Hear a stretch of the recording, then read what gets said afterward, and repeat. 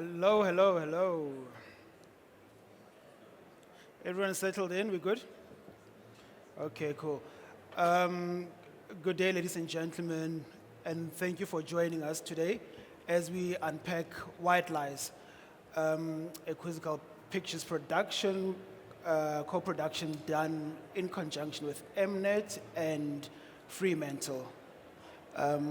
Without further ado, my fellow panelists to my right, starting with Jens Richter, CEO of Fremantle International.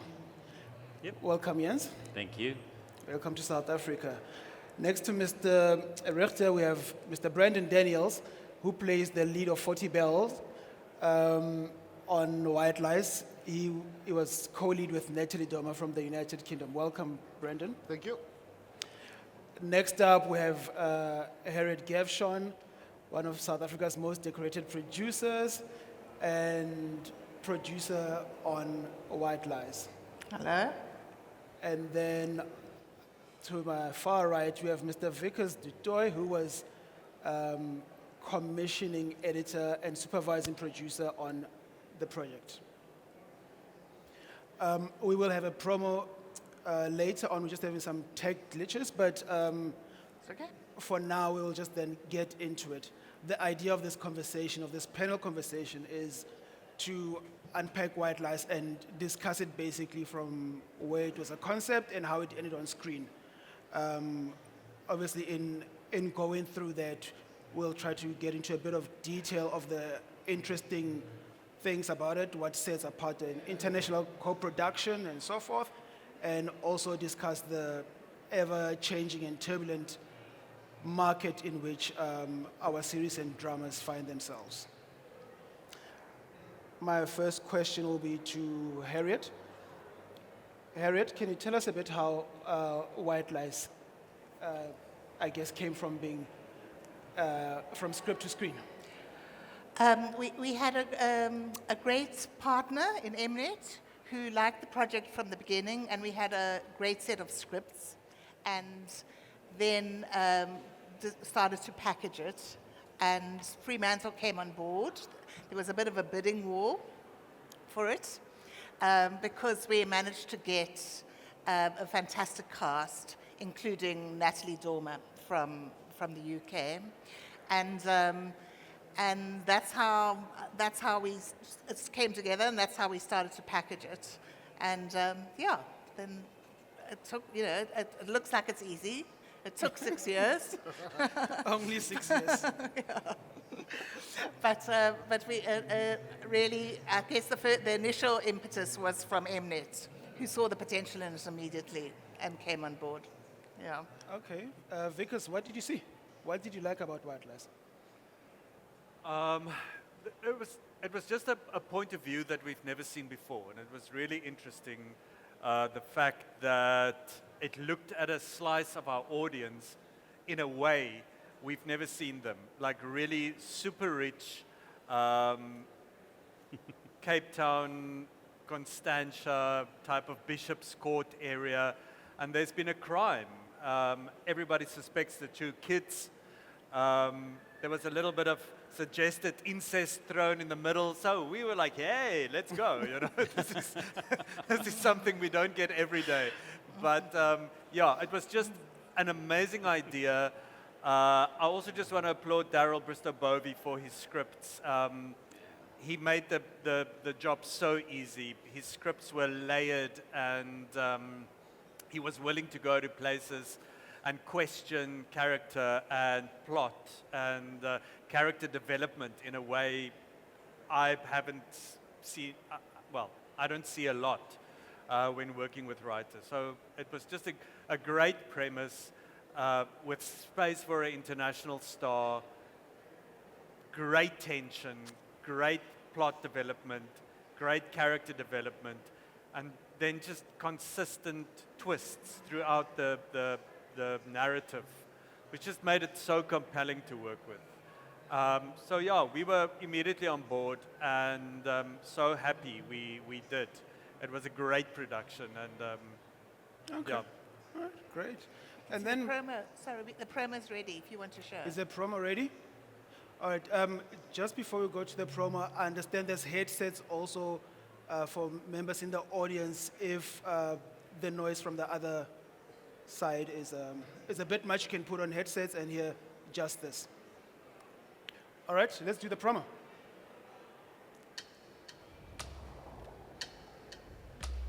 Now tell me how you gonna get out of this hot mess. What happened last night? Behind the doors and the walls, there is something rotten. Under the roses and the perfume, we can smell it. Your nose is getting longer with every little lie you tell. There's no way they killed their parents. Where's the motive? Where's the gun? Well, I bet you if we search those woods, we'll find the gun. And hiding every tiny clue. I'll be the judge of that. Tell me how you gonna get out of this hot mess. Well, it seems like you want to make all the decisions now. Because you make bad ones. How you gonna get Can't trust anyone nowadays. out of this hot mess? Nice trailer. Very good. Well done, looks like a lot of fun. I'll go now to Brandon. I think Vic has mentioned a bit about the scripts, and I guess I'm keen to know what drew you to the role of Fortibel and to this production. Yeah, he was a complex and layered character, first and foremost. And I try always to see who's this character at home, even if that is not being presented in the script. Luckily, in this instance, he had a full life outside of his work as well. But not that it didn't come with its own challenges. So I saw the duality in terms of the cop wanting to do good and justice, but also the father who's questioning his decisions and what those decisions and the implications of such decisions can have on his family and the greater well-being of him as a person. And that layers just presented me. And obviously the fact that it's a principal role, so you get to really work with it and the nuances around that particular project. So yeah, definitely a first for me in the sense of the amount of layers or that complexity of a character coming to the fore. Yeah.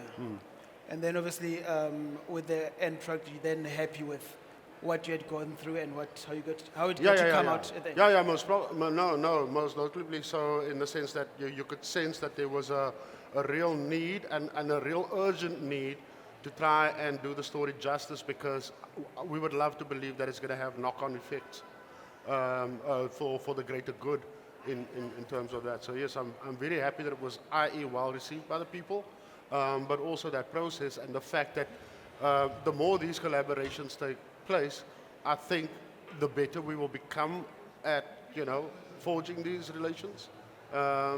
So yeah, hopefully it will spiral and be more productive, and especially for what I would love to believe is still a very,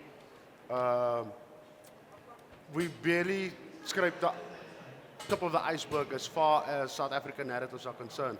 Yeah. And like the commissioning editor said, to have a script that looked at the diversity that is South Africa in such a honest and direct way, it just shows you once you can open that, there are very much a heck of a lot of a diverse group of character in this country that has so many marginalized communities, or by default, we just isolate ourselves. But if we start going in there, we will find magic. There's lots of stories. All right. Thank you for that. And then Jens, Yep. obviously, can you tell us what drew you to White Lies, and also for our audience members that may not be familiar with your company, could you please tell us a bit about Fremantle International? Fremantle, we're a distributor. We invest in TV shows and then we sell them around the world, and we produce in many countries around the world. And we've been working with Quizzical before on a fantastic show called Richter, and did 2 seasons of that, and that was a phenomenal success. And then when you guys called us with White Lies, you know, it's like, why White Lies? It's a crime thriller. Crime thriller is the #1 genre when you look at shows traveling around the world, crime. You have it set in a wonderful location, Cape Town, and then, especially at the beginning of the show, it's set in a beautiful blue sky, rich world, and we all are curious to see how damaged these rich people are. Daniel, thank you very much. So we have Daniel here, the damaged son. You did a great, phenomenal job. And so in this world of these rich people in their big villas, there's a lot of crap going on, right? And we as normal people, we are super curious to look behind those walls and get in there. And then we've been working with Natalie before. So we had Natalie in some of our shows, and we had a producer deal with Natalie. So the moment when we heard that Natalie would be involved, we said, like, this would be fantastic. All right, worked out quite well. Thank you for that. Harriet, now, obviously now we've got this great set of scripts, the casting, everything is gelling, but now it also comes with expectations, right? What were the stakes then for yourself as producer and your company? Now you have to pull this off. It's going to be all over the world, and there's Jens, there's all parties involved. The stakes were very high. It was a really challenging production. We wanted to do it very well. We had done Richter together, but there were a number of parties involved, whereas this one was just us. And so we had something to prove. You know, we had to show that as South African companies we can do this. You know, and so it was very challenging. Natalie was very demanding. She's a demanding actress, not in her. You know, I mean, she thinks very deeply. She's very precise in her work. So that was very challenging for all of us. But we had a fantastic cast and great directors, led by John Trengove, and terrible weather. Cape Town winter. But yeah, I mean, I must say, I don't think I slept for months. It was very challenging. It was good. It was great. All right. But it was hard, and certainly we stretched ourselves. Yeah. All right, and following up on that, so, and obviously this is a co-production. You've touched a bit on maybe the level and the quality of now the actors you're working with. What other differences would you say differentiated this from a co-production to a non-co-production, a regular? Well, a co-production has to suit many parties, right?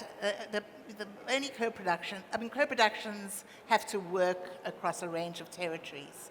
They can't just be, interesting for us or for us and Mnet.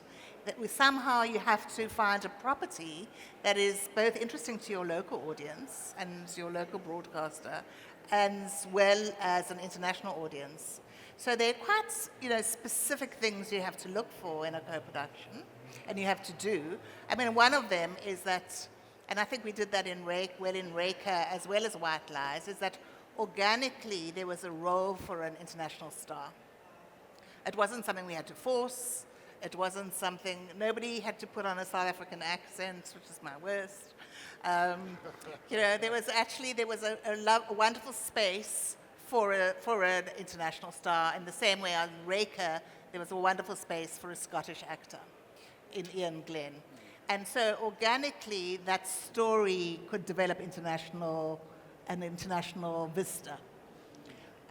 Even though it's very local, it's a lot of local issues and places and locations and socioeconomic issues, it does have a much bigger reach.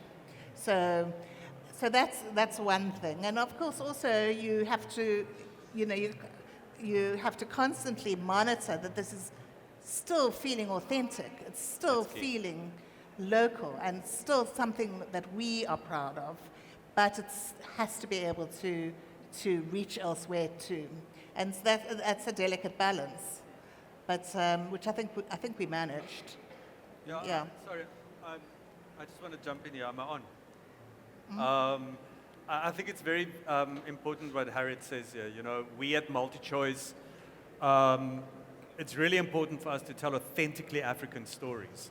And if White Lies was only set in Bishop's Court, it really could have been anywhere. It could have been in Hyde Park in London. It could have been in Sydney. It could have been in upstate New York. You know, it really. But I think it's once we got out of that space into the township and into 40s life and into the streets of Cape Town in the CBD and the vistas and the locations that it really become something interesting and something fresh and something uniquely South African that can only be set here.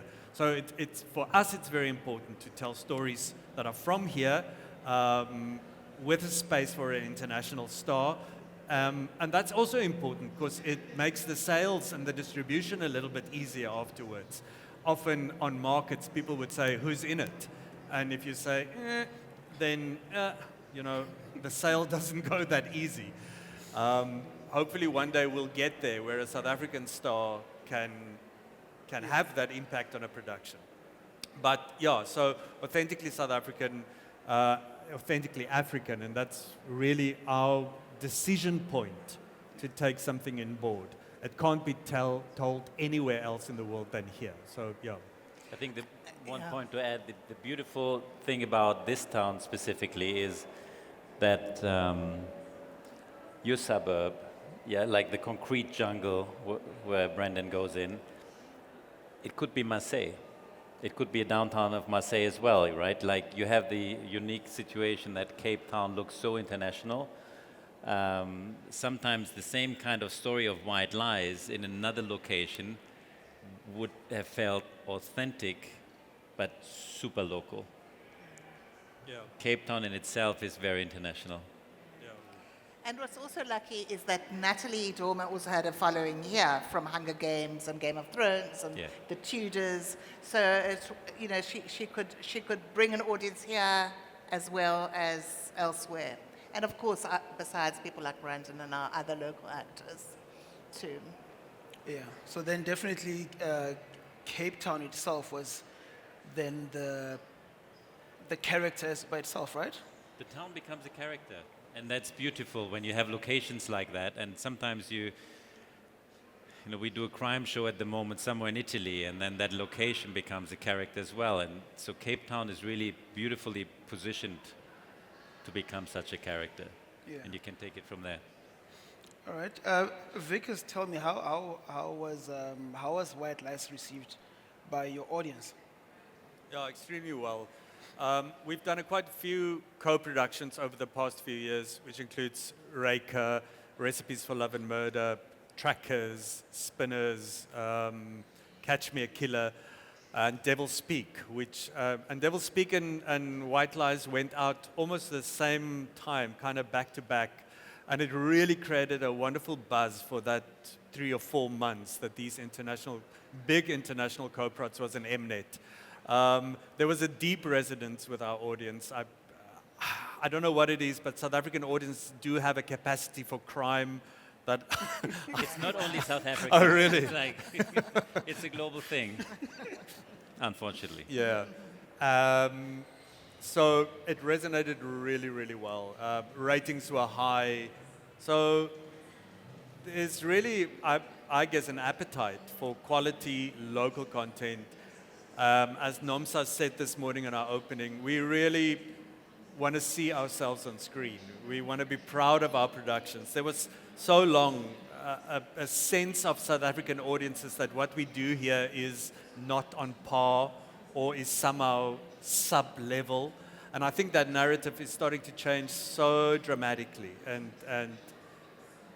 yeah, I'm very proud of what we're putting out. And I can with honesty say every step of the way, we don't have to stand back on any level. Not in development, I don't know if you know, but we actually had shared editorial with Fremantle. Yeah. So tell us about that. our notes would come in on a script, on a draft. Fremantle's notes would come in from Julie, and then we would collate notes. And I can honestly say, note by note, our notes were matched. So I'm very proud of what we're doing behind the scenes, in front of the scenes. Brendan didn't have to stand back whatsoever for Natalie or anyone of the cast. Our crews, I mean, it's well known, our crews are fantastic. Our post-production crews are amazing. So very, very well received, and we're extremely proud of it. I think on behalf of the South African industry, thank you for that promo.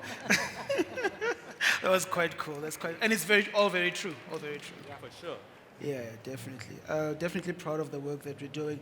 So I guess then that means Mnet Multi-Choice Showmax Group, you'll be continuing with more international co-productions? Absolutely. So we have a pipeline that I think is going ahead for about 2 years of potential co-productions that are in various stages of readiness. So we do something called first phase development, where if there's not an international partner on board, but we see something that we believe in. Actually, I'm thinking of a production that was pitched to us here last year that is currently in first phase development. And it just means we're only developing a pilot and a really nice-looking sales deck, and then we take the pilot and the sales deck and we start shopping around across the world with the producer, with our current partners. We would send to Fremantle, to HBO, to ZDF, to Canal Plus, to Acorn, AMC, to see if we are aligned on anything. And it's getting easier because I remember 4 or 5 years ago, I couldn't get a call with Acorn or speak to somebody at Fremantle. And just bit by bit, no, James, nothing. I sent you 9 emails. I never got a. No, I'm joking. But slowly the door is opening, and we are starting to be taken a little bit serious, and our name is getting out there. 5 years ago, we were just some random company in Africa that nobody listened to. And now we have partners across the world. So I'm really proud of that as well. So we do something called first phase development, and we shop a partner. And then once the partner is on board, the broadcaster or distributor, we complete the development process, and we do joint editorial.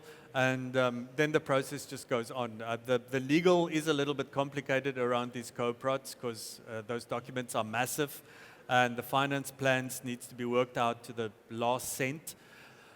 And then we go into production, and once again on offlines, onlines, we give joint editorial input, and then everybody takes ownership and have their product that they are proud of, and can TX it in their territory, and then we start selling internationally, and then there's joint recoupment through the waterfall for the equity partners. Yeah. And that's, in a nutshell, what a co-prod is. Yeah.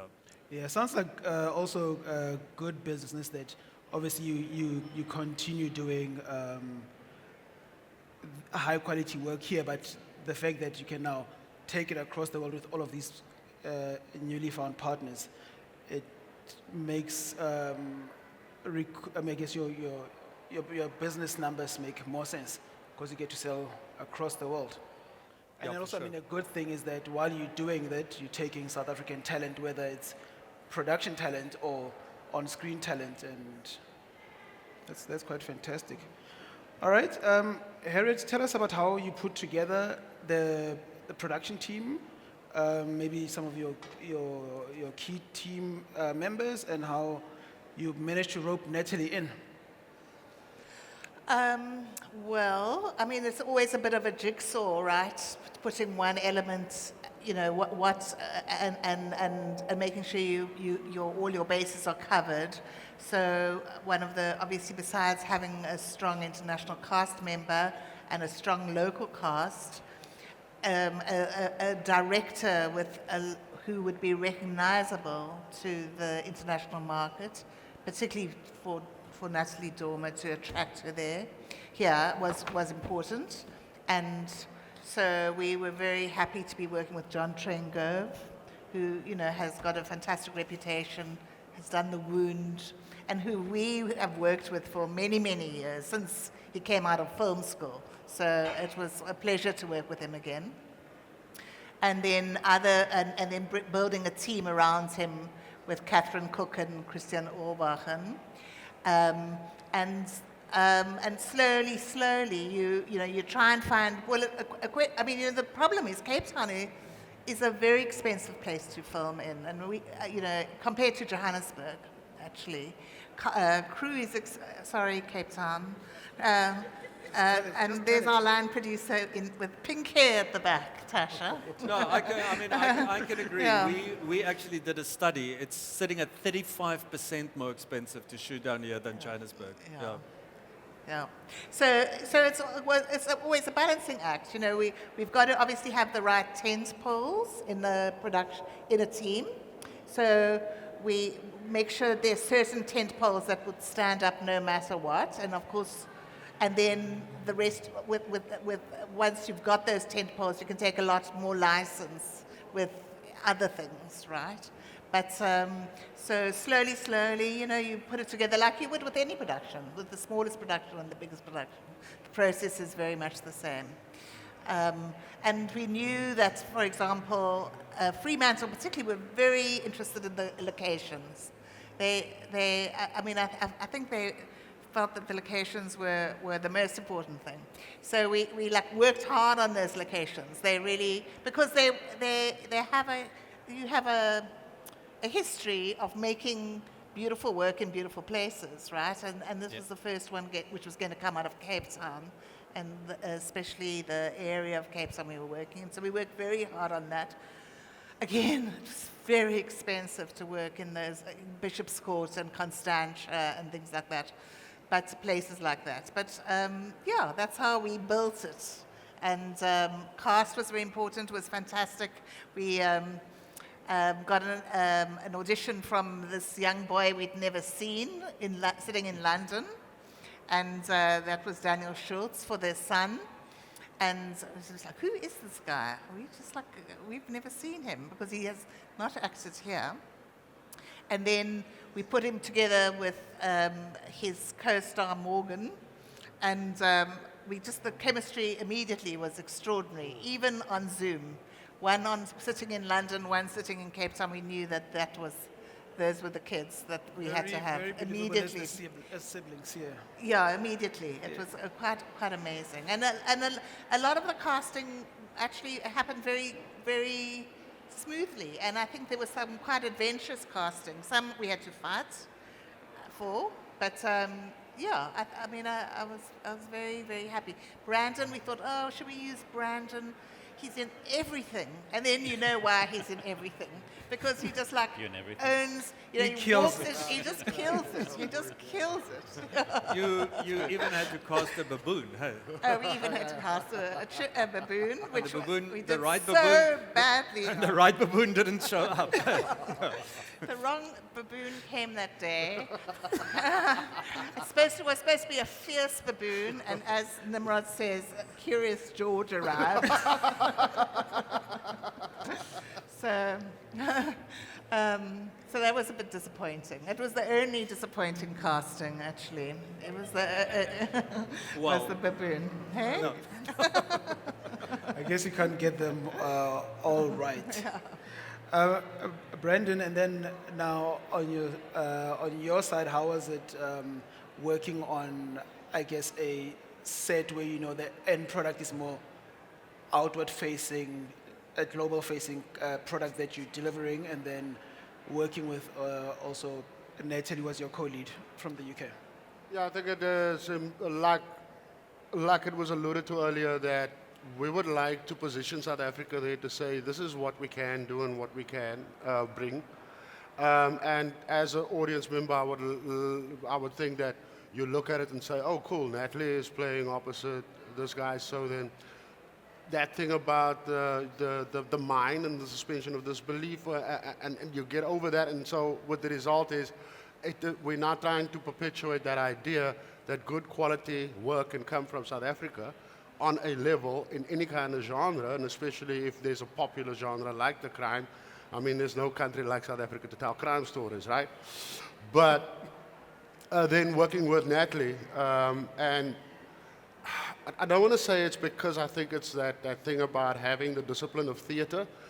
One could sense immediately from both sides that there's an application or a way that one goes about it, because she was extremely involved, and when I say involved, from the executive producing side, but also in determining what is the shot going to look like for this, can I have a look at that, but very hands-on. As much as she brought the character to life, I could see the many hats that she was wearing, not that it interfered as such, but it was quite interesting to observe this. But to her, it was all about the work and the quality of the work. Because one tends to hear horror stories from international co-stars and their likes and their dislikes when they're on set.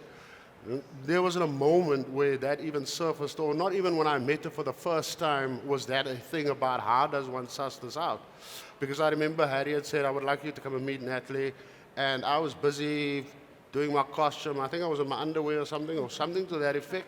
Greeted her, but there was that immediate connect. And when we started unpacking the characters, I realized that I don't want to say we work from the same template, but we got that basic understanding of when you're in theater, you got to hang up your own costume.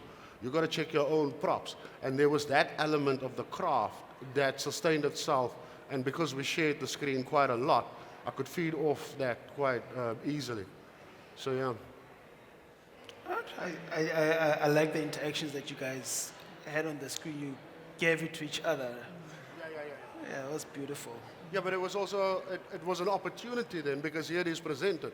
It's the character, right? And it's there. So where does it go to? I was as curious about that as I suppose the people around creating it. And then obviously where it landed with the audience as well, to see what that looks like, because it's just going to benefit us all going forward from here. From the performance point of view, from the creating point of view, and all partners coming on dues.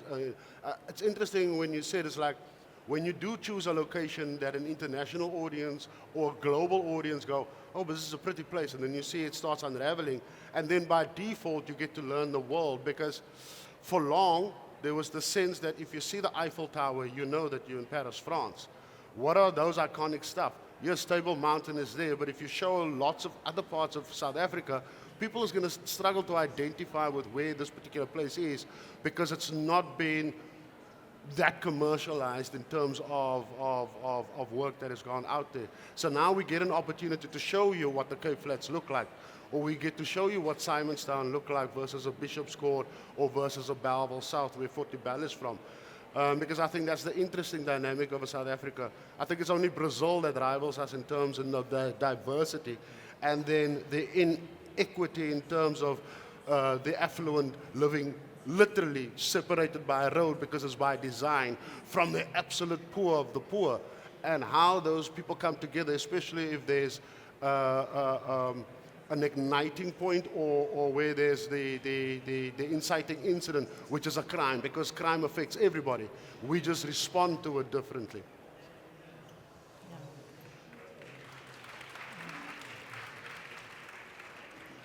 Nice.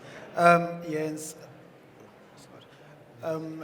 as a co-production partner, what then does Fremantle bring to, and obviously we've touched with Mnet editorially, but now we are taking our product from wherever we are and we want to take this across the world. Well, why do people do co-productions, right? It's like, I think co-productions are also fit perfectly into these times, because there's the ambition to create bigger shows, and it's like at the same time everybody has also to take care of the money. It's like the budgets are limited, so if two people or two or three parties come together to create something that is they have a little bit more money to play with, you can create a bigger show. To the point that we said earlier, it always needs to feel authentic, especially in the commissioning territory. That's super important. And what we do is we have early conversations about pitches and stories and ideas, and then we take it from there, further develop. In the writing process, we love to give notes. We love to discuss once the script sits well. We like to discuss locations. We like to discuss cast. You know, we've spoke a lot about cast. For me, huge.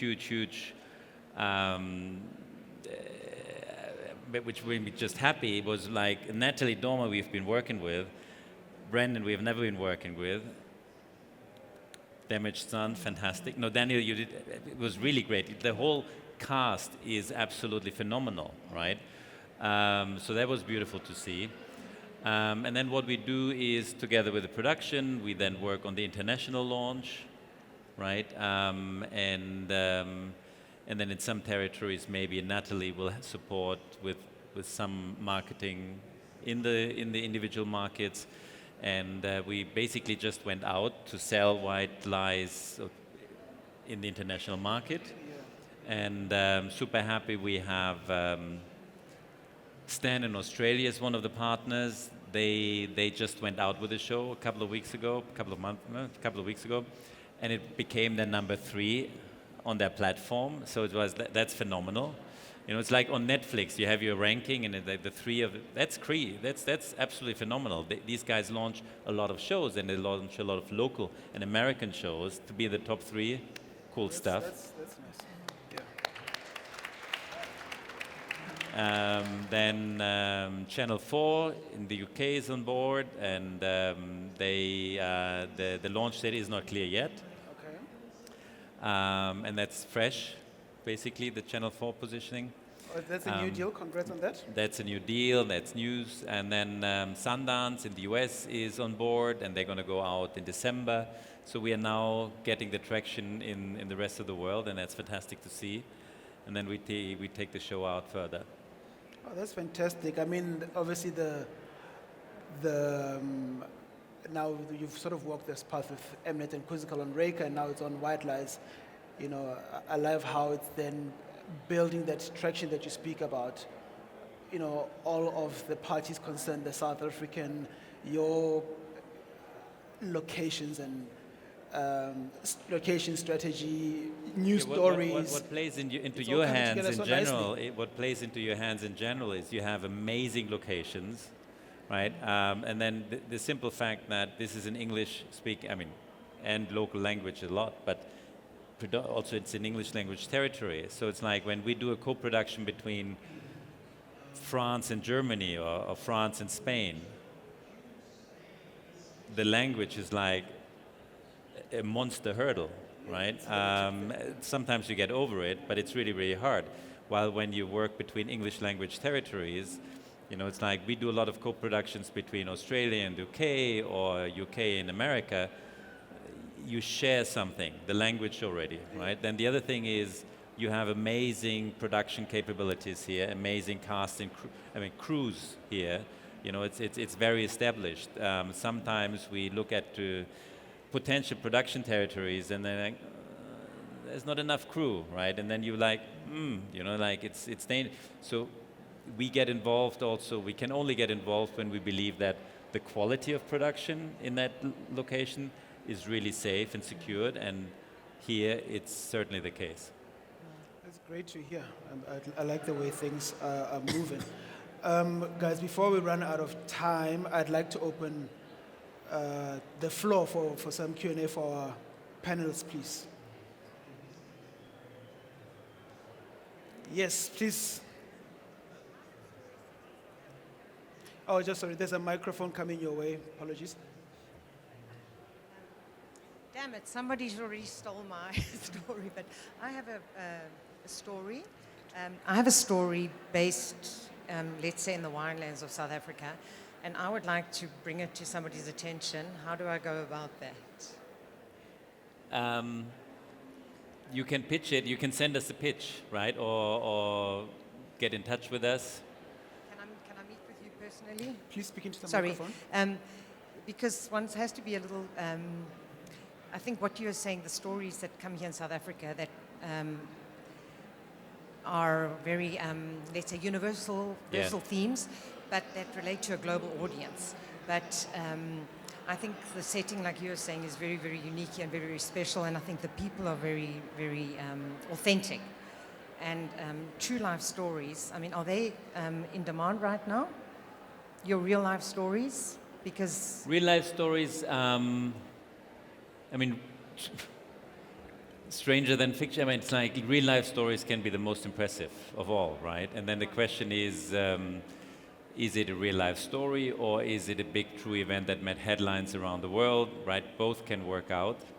I mean, for when you have a story like that, you know, you have number one route for you is to go to somebody like Quizzical and discuss it first on a local basis, right? Like, and come up with an idea or structure of how this story could be brought to life.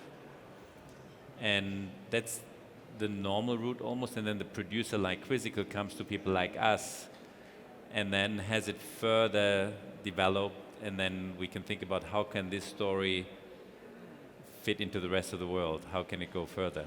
okay, thank you very much.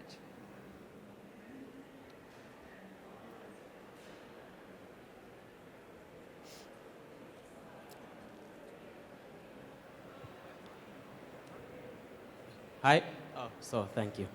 Maybe for Harriet and maybe you, Vickers, did the approach to the story that you were telling, or knowing that it's going to a global audience, did that hamper or alter the approach to how you developed and made the story, versus if it was just for an exclusively South African audience, would it have looked any different? So I'll start from our end. No.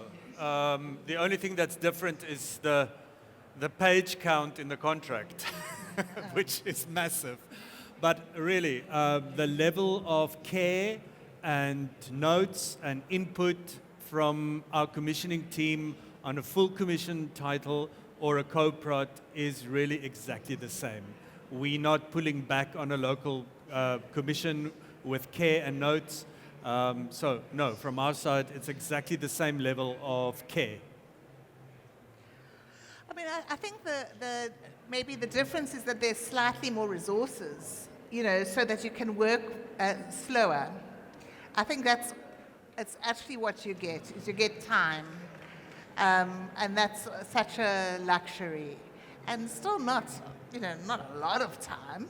You know, you still have to push your days, but that is the real advantage. You can just you can slow down a bit, you know, and be a little bit more careful, but not in terms of what you're saying or how you're saying it, yeah. Yeah. Hello. Vickers was saying earlier about having space for international actors, and then Harriet also mentioned following. And I just wanted to ask, like, at what point, or what are the attributes that'll make you go, okay, but the South African can carry the show globally? What is it that you're exactly looking for? I mean, we kind of had this point of view at some stage that to make a co-prod, we need to have three things in place. First of all, existing IP. Second of all, a clear, organic space for an international star. And thirdly, an international showrunner or an international director.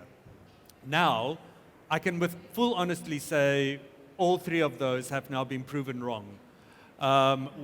White Lies had a local director. It didn't have existing IP. And then came Spinners, who had absolutely nothing of that. 4 boys who came out of a CakeNet soapy being the leads in an international co-prod that actually managed to air on terrestrial in France and still made it to the 4th position of their top 10. So really, I think that myth is dead now. We can cast locally. Even the scriptwriters were completely 100% local, but we did have editorial input from Canal on Spinners.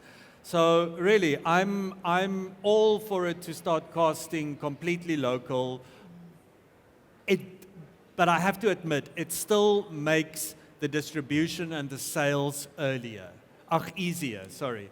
If there is somebody that when somebody opens a catalog or views and a recognizable name is there as part of the team, I don't know, Jens, maybe you can correct me, When- but I when- still get the sense that it makes the sales a little bit easier. What you have to have in mind is the same way as you, Mnet, have to market the show to a South African audience, a buyer like Channel 4 or Stand in Australia has to communicate white lies to the local Australian, US, UK, whatever audience. So we have to give them the tools, the marketing tools, right? So when we look at any show, whether it's a co-production or a local BBC drama, whatever, we always look into like, what are the built-in marketing elements into this show? And that could be the cast, it could be the location, Cape Town becoming a character, blue sky, it could be IP, it could be the true story. Those are all the elements that we are looking for to help to reach an audience, because that's really hard. Producing a great show is hard already, but reaching the audience is also, in a market where you have plenty of platforms and choice, and your kids spend crazy time playing computer games, you know, how to reach them. All right, Jens, thank you. Brandon, thank you. Harriet, thank you. Vickers, thank you. Ladies and gentlemen, that's it.